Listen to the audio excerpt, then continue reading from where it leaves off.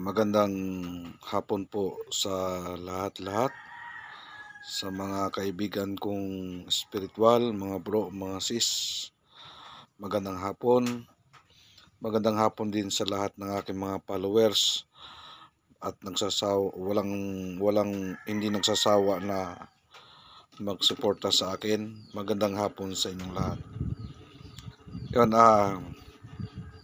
may nagtanong sa akin, bakit daw napoposes ang isang tao? At ano naman daw ang nagpoposes sa taong iyon? Yun ay magandang katanungan, ano?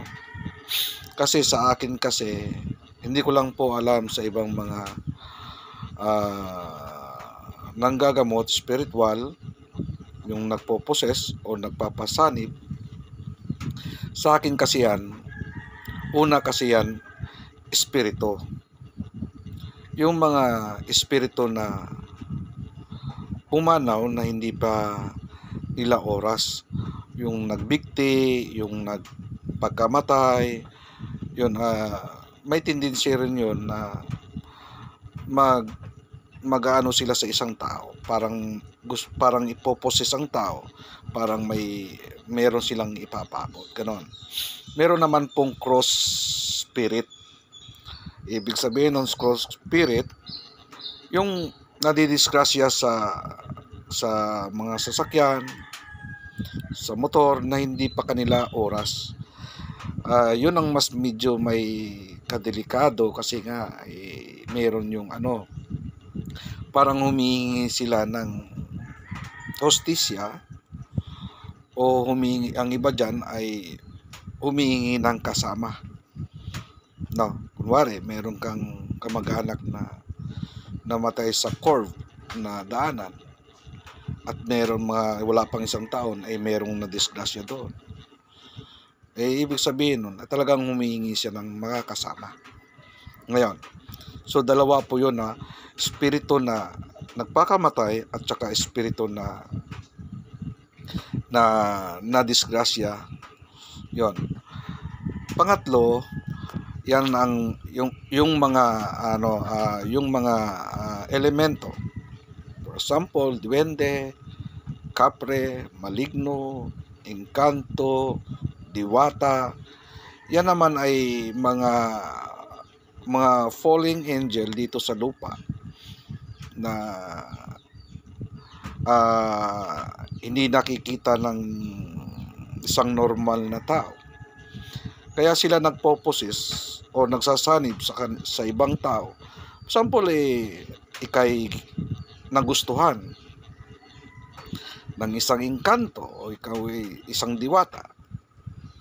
Karamihan dyan ay nagkakasakit yung kanilang katawang lupa ng ating tao.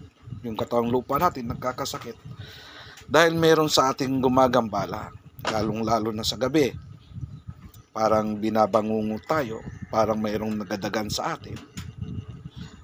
Meron talaga yung dahilan. Meron talaga siyang dahilan. For example, ikay sinusundan ng mga engkanto. Yon. Yan po yung pagtatlo na nagpoposes sa mga tao. So pang-apat po, yan naman po ang mga demon. Yung mga demonyo, yung mga, kasi maraming klase ang demon. Sa akin palagay, baka yung may mga rangko, pitong demonyo yung may mga rangko, maliban lang kay Satanas, no? At maliban doon sa mga galamay na nila. So bawat rangko doon ay meron yung kanya-kanyang antas. Yun ay nagpoposes din. So yung iba dyan, ginagamit din yan ng mga yung ibang albularyo, may katulad ng mga witch or mga mangkukulam at mangbabarang. Okay, panglima ay yung mangkukulam or mangbabarang. Yan ay gumagamit ng mga black magic na sinaunang pamamaraan ng mga kanununuan, sila ay gumagamit ng barang. Pag barang kasi meron silang binabaon, meron silang nilalagay sa katawan mo. O pag kulam naman ay parang tinutusok ang katawan mo o binibigyan ka ng sakit. Bago mo malalaman ay malala na. Yon. So sa mga iyan, kapag once na tinawag ng mga albularyo, mediko o mga babaylan o apo, napoposes yung isang tao kapag tinawag yun ng mga spiritual healer. So hindi naman lahat ng mga spiritual healer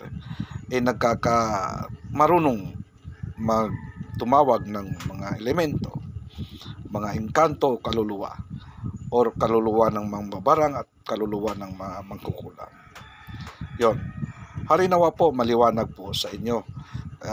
Na-share ko lang po ito para malaman po ninyo kung bakit napoposes ang isang tao at kung ano ang nagpoposes sa kanila.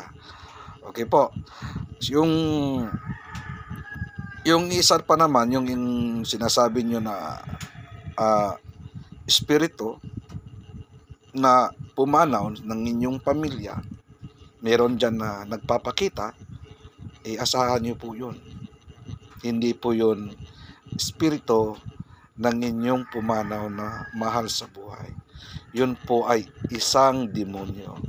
Nagbabalat kayo lang po yun sa anyo ng inyong mga mahal sa buhay. Okay po. Harinawa po, maliwanag po sa inyo. Hanggang sa muli po, paki-follow na rin po ako, paki-like at paki-share na rin po. Support na lang po sa mga aklanon. Salamat po ng marami sa lahat at magandang hapon po sa muli.